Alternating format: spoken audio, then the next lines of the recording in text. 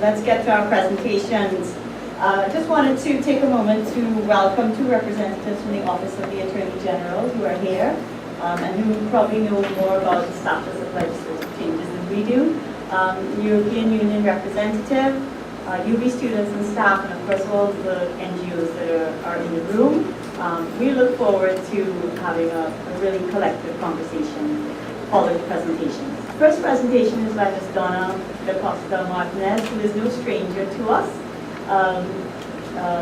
She has, from 1990, been appointed Deputy Executive Director, and then in 1999, Executive Director of Family Planning Association. She's also the co-chair of the Caribbean Vulnerable Communities Coalition, and she has a long history of work in the area of reproductive justice, and in particular, it was under her leadership that the Living Room, which is the only center in Trinidad and Tobago providing comprehensive sexual and reproductive health care services to young people less than 25 years old, was born. And we are very glad to have Family Planning Association here to share their perspective.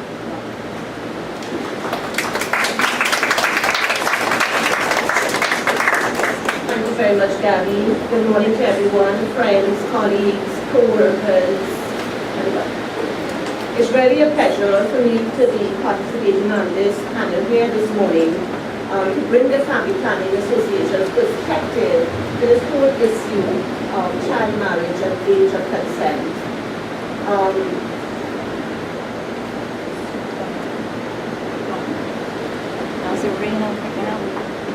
As we know, Gabby and everybody pointed out this morning, that today marks the 11th, which is the 11th of October, is the International Day of the Girl Child, and I too would like to compliment IGDS on this initiative because I think it is very appropriate and timely, and to also say thank you to the coalition under Winard for putting together this panel so that we can share various perspectives on this issue.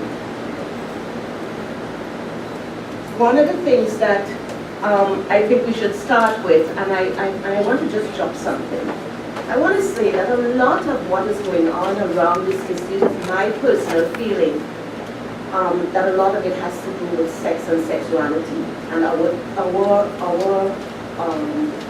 inability to understand and to conceptualize why this is an important issue in the scheme of things as we move forward on the issues of child marriage and on the issues of sexual consent. So we know that the legal age of sexual consent to penetrative sex in Trinidad and Tobago was raised, while most of us were sleeping in our beds, was raised from 16 to 18 when the Children Act 2012 came into force on 18th of May 2015. And I remember a lot of our colleagues looking very anxious because none of us knew really that this had happened. Yet, the country's marriage laws allow for parents to enter their children into marriage from the age of 12 for girls and 14 for boys. This would have definitely some impact on our young people. And some of the results of this would show that underage youth who are sexually active have been shied away from seeking sexual and reproductive health services that they need. So moving the age of consent, when we already know that young people under the age of 16, some research done by Family Planning Association in 1985 indicated that by the time young people reach 16 years of age, 60% of them were already sexually active. So raising the age of sexual consent from 16 to 18, really, what we have done is opened up a large cohort of young people who are sexually active and will not approach healthcare services for the services that it needs as it relates to contraception and so on. And this is because they face prosecution if they fall outside of the age exceptions provided at Section 20 of the Children Act 2012, and that they are also liable to be reported to the police by those who are mandated to report sexual offenses against minors under the Sexual Offences Act, including doctors, nurses, teachers, and employers. And I have to bring an example because Family Planning Association is 60 years old. We celebrated 60 years on the 23rd of September. And for all this time, we have worked with young people who have had issues and have been able, with doctors and their parents, to provide the services that they needed if they were sexually active. And all of a sudden, I am approached by a staff member who asks me, I have a 16-year-old girl in the clinic, what should I do? I said, well, what have we done? What have we done before? And what is the issue? Well, she's sexually active and she said she had 2 abortions, and are you going to turn her away from the clinic and cause more problems for her, or are you going to serve her? So I said to her, you serve her, and I will go to jail. Because we really have to think very seriously about the implications that of the various pieces of legislation on young people, their ability to access sexual and reproductive health services, and also on the people who provide the services. What do the statistics on sexual activity tell us? 27% of young people ages 13 to 15 have sexual intercourse, according to the Global School Health Survey 2011. 62% reported sexual initiation before the age of 15, and that comes out of the Ministry of Health's data in 2011. In addition, we know on an annual basis, and this has been supported by the Ministry of Education in 2014, that 2,500 adolescent girls become pregnant each year in school. We saw the whole furor that was created when we found out that 8 girls were pregnant at the same time in a particular school in San Fernando. This is the reality that the world that we are living in. This is the reality. Let's look at the HIV situation. 1.8% prevalence of HIV among young people ages 15 to 24, compared to a 1.65% among adults. And this is according to the Millennium Development Goals Report 2014. 1,089 specified sexual offences matters pending at the Magistrate Court as of July 31st, 2015 for sexual intercourse with a minor under 14 years. 569 underage girls married between 2006 and now, and this is according to the Attorney General's report 2016. How many were married to adult males, which would normally be considered a sexual offense? We need to take into consideration as well the consequences of early pregnancy.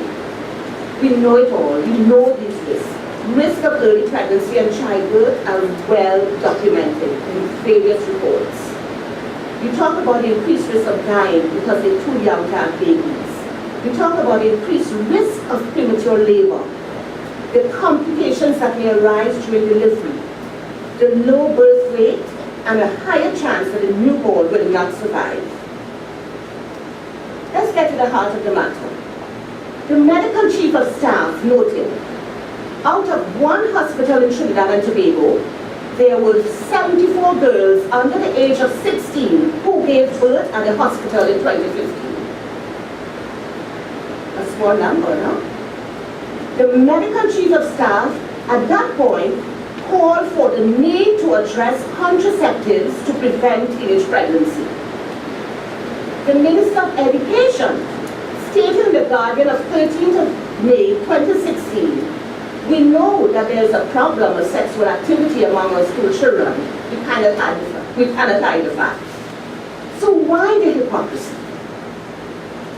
Why the powerlessness to protect our girls and boys? Why the fear to challenge the status quo? Or is it the votes that are more important than the well-being and empowerment of our young people? These are not new statistics. This is data that we have from year to year that is being updated, and we have the same story, yet it doesn't appear that we can move this situation along. That's why I say I feel the issue has to do with sex. What are the missing pieces of the puzzle? We continue today to debate why young people must not have access to comprehensive sexuality education in schools. Why is that a debate? The statistics show the problems. we have a sexual and reproductive health policy that is still to be approved by the Ministry of Health because the policy drafters have problems with language. Is it a sex word that is holding up progress in these areas? Really? When sex and sexuality are normal facets of our being? Let's look at some of the human rights arguments and from needs and responsibilities to rights and obligations.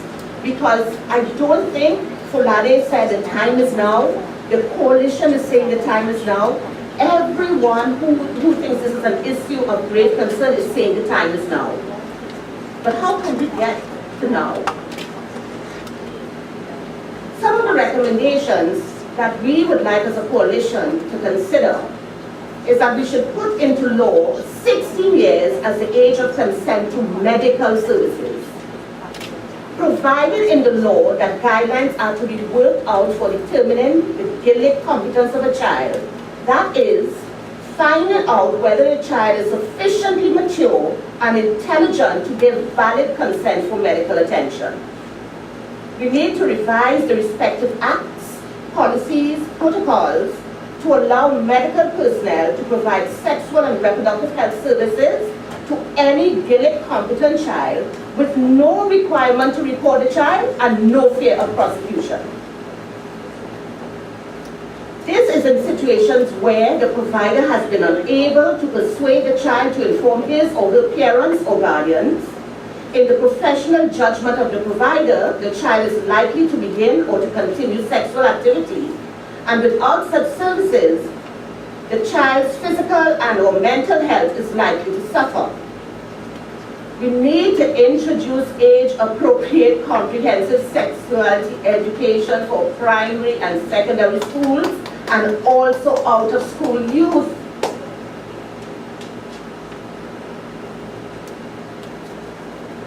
We're still asking whether we should do this? In spite of the statistics, in spite of the problems? The Ministry of Health has a moral responsibility to ensure that this type of education is infused within its school curriculum. We have some work to do. And we need also to approve the National Sexual and Reproductive Health Policy that is sitting somewhere in the Ministry of Health. Some conclusions. Early marriage of girls and boys impairs the realization and enjoyment of virtually every one of their rights. The imposition of a marriage partner on children or adolescents who are in no way ready for married life and whose marriage will deprive them of freedom, opportunity for personal development, and other rights, including health and well-being, education, and participation in civic life, nullifies the meaning of the CRC's, the Convention on the Rights of the Child's core protections for those concerned. Unless measures are taken to address early marriage, it will continue to be a major stumbling block to the achievement of human rights. We must act now. I read Dr. Babatunde's statement put out today, and he's the UNFPA Executive Director, in his statement to commemorate the International Day of the Girl Child, and he says, every girl has the right to a safe and successful transition into adulthood, and the right to embrace the opportunities that the future holds for her. I thank you for your attention.